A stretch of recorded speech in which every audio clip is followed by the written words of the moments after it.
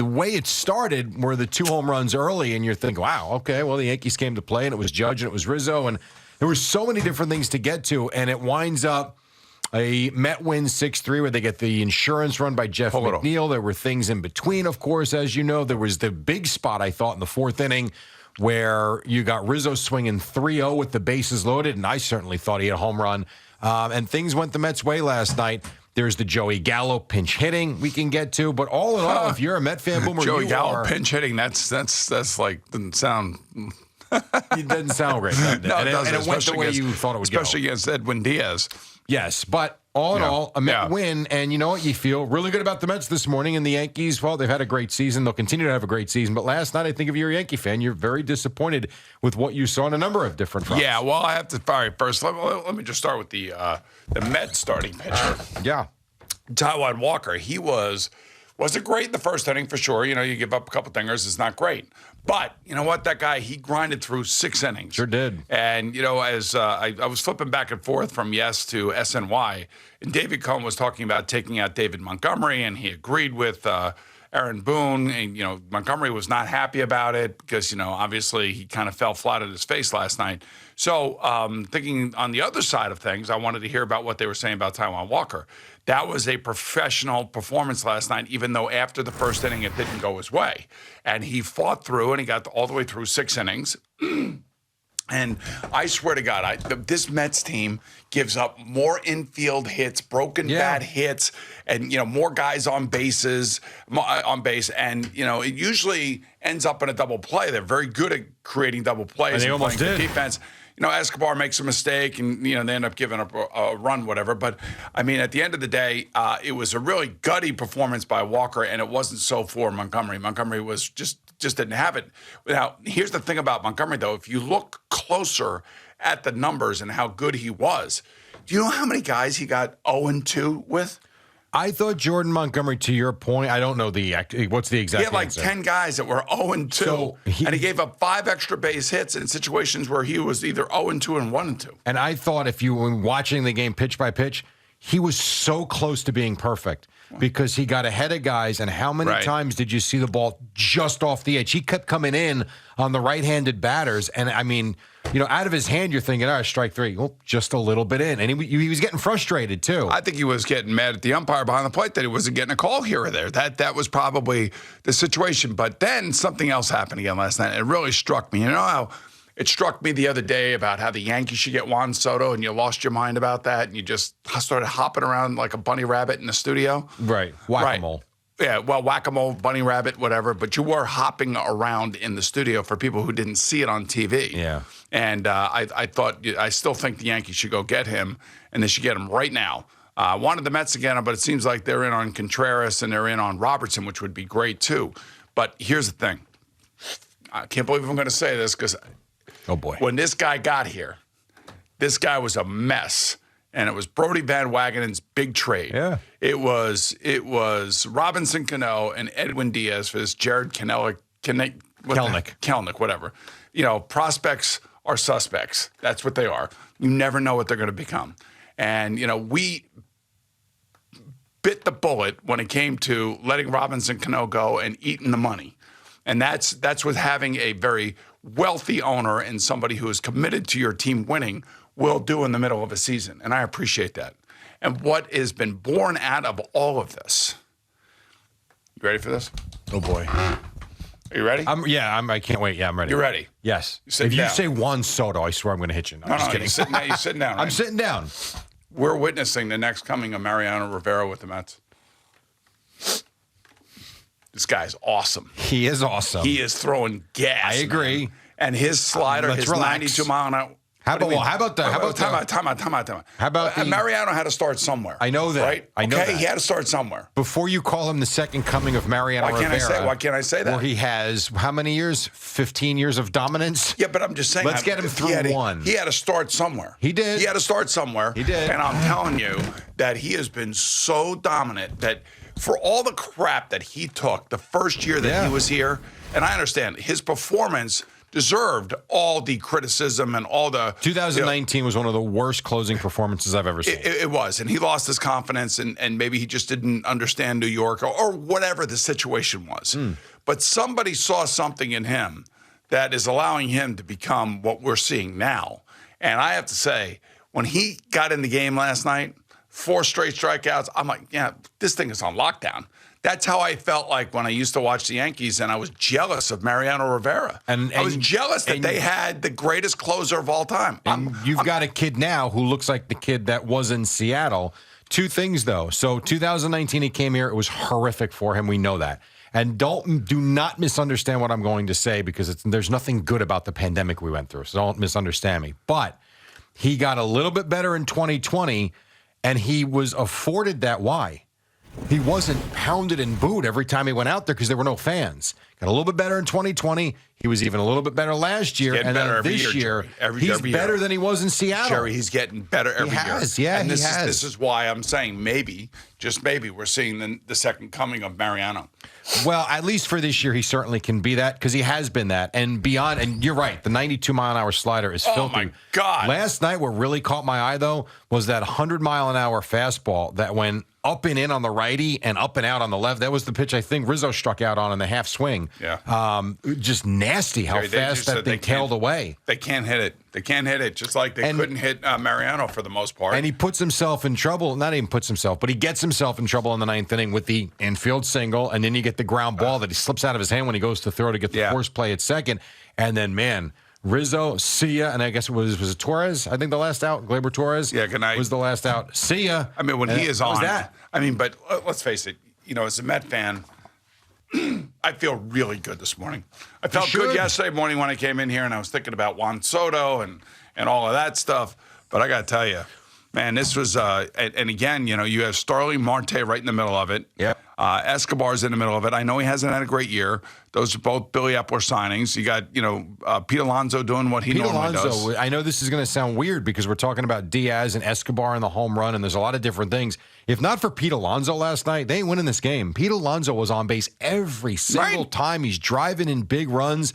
He was awesome. Lindor's getting on base. This was a great game. It was one game out of 162, but it was a great game. But it made me start to think about what potential really could be, and seeing how the players were responding to the crowd. You know what Escobar said about that? About the crowd and last night? So when he hit the home run, felt like a World Series game. That's cool. And so, all right, so the player is saying that. Yeah. And, all right, let's all keep everything in perspective. I'm just saying that what I see from my closer is very, very similar to the many great years of Mariano. I'm not trying to insult Mariano at all. I think he's the greatest of all time.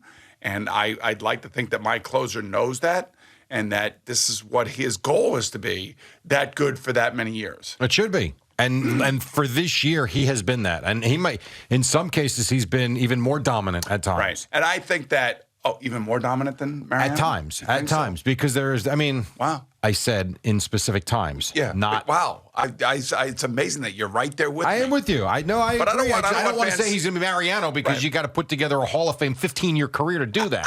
I didn't say he was that yet. But it has been unbelievable. I feel like we have year. the second coming of that. Maybe. You might.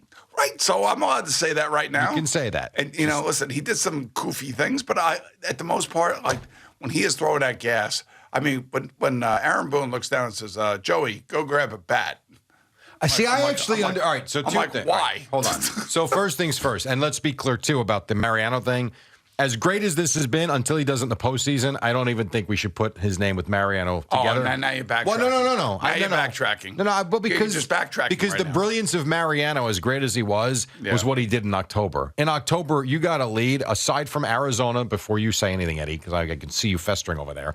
Yes, he had a moment here or there. But for 15 years, October baseball was Mariano. I understand that. Let's have the Mets do something in the postseason with Diaz closing it out. But I'm just saying, look, let's face it. The last couple times we see Diaz out there, he's like unhittable.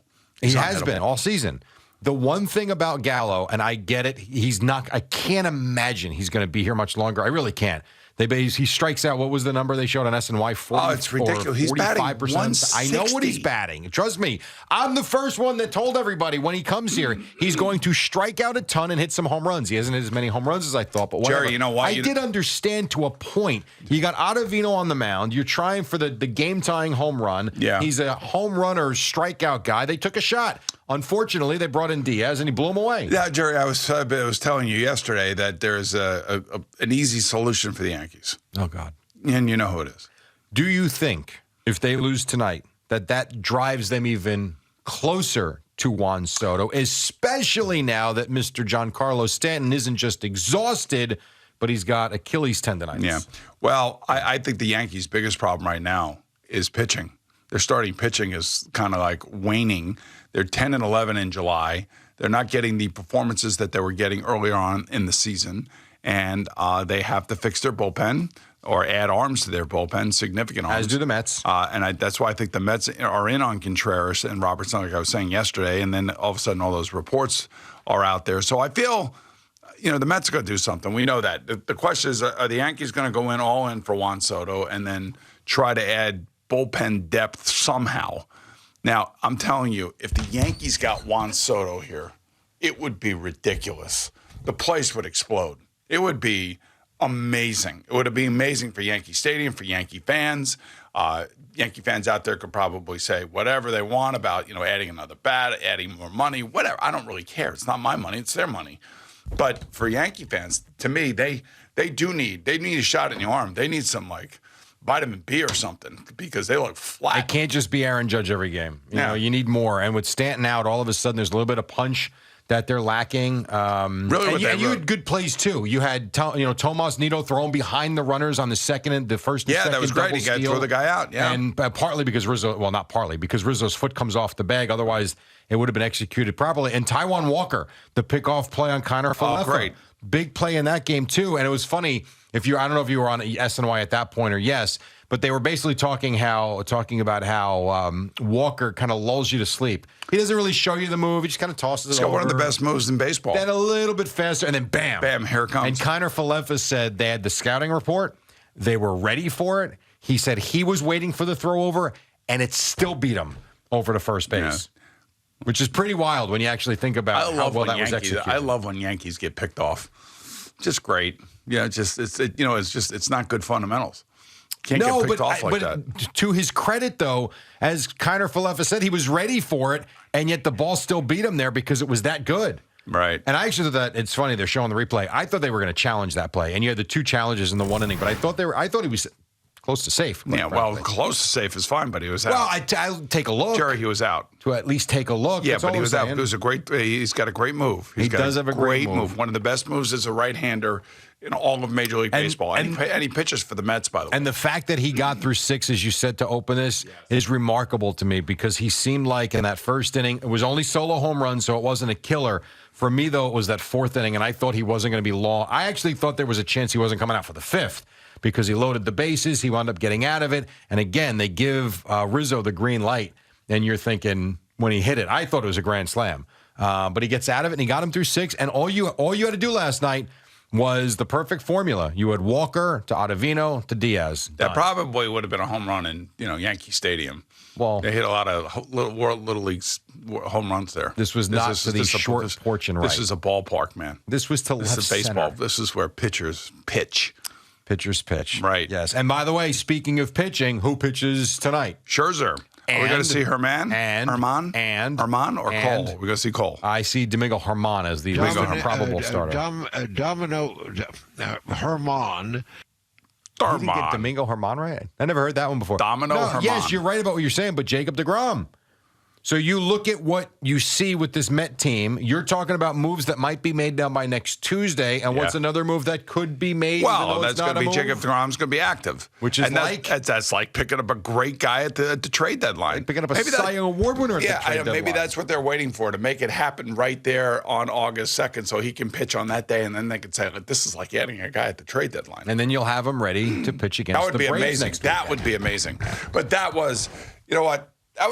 I wanted an entertaining game, and it didn't start out the way I wanted it. But it was entertaining. After the first inning, I was pretty happy. Al texted me in the first inning, said, "This is my type of game." And I said, "Yep, lots of fans, lots of runs." And it looked good. I mean, the fans were into it. Both the Yankee fans and the Met fans were into it. I applaud everybody. We'll be there tonight. We will be there. Looking forward to that. Absolutely. 7:10 start. Max Scherzer on the mound. I'm looking forward to seeing it. So what are you doing after the show today? How are you working this out? Well, I have to go home. Okay, that's fine. I don't want to spend the whole day with you. No, me neither. No, please. I mean, I got to spend 4 hours with you here. I agree. That's enough. And then 3 hours tonight, that's enough. No, I have to go home. I have some things to do, and then I'll head back in around 3:30. Things to do? You taking a train? What are you doing? You driving here? I'm driving to Citi Field. Oh, you're going to drive to Citi Field? I always drive to Citi Field. All right. Need a parking pass? If you have one, I'm taking one. If not, I'll pay my $25 or $30. I'll get a parking pass for it if you need it, Jerry. Parking pass. Anything this is awesome. No, you hold on to your parking pass. By the way, you're buying food tonight. Fine. You hold on to your parking pass. You're buying food tonight. I'm furnishing fine. the tickets, and this is the way it works. If somebody invites you to go to the game, did I not say fine? Say, hey, can I have a $50 beer, please?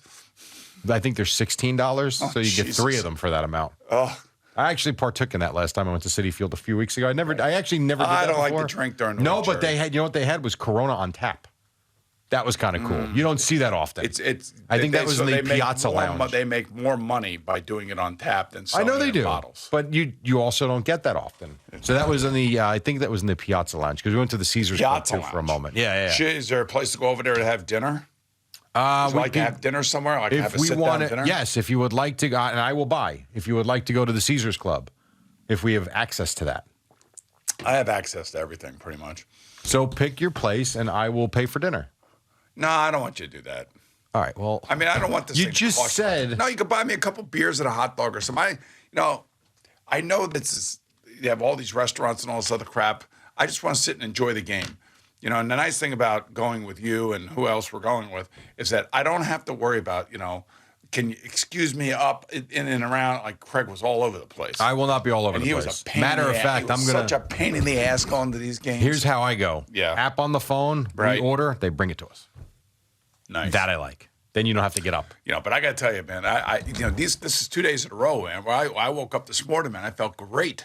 You should feel great. I really feel good, especially with Edwin Diaz and what he's turning into. And now Mariano. Yeah, well, let's relax with that. But a very good win for the Mets last night. You agreed with me. I agree with you that there's a chance he could turn out to be as effective this year. Yeah. But to sit there and say he's going to be Mariano. Well, he's our new Mariano. I mean, this is step 1 of 440 that he would have to take. Think about where we were in 2019 with him. Yeah, you wanted him out. And think about where we are. Well, everybody else wanted him out. So did you.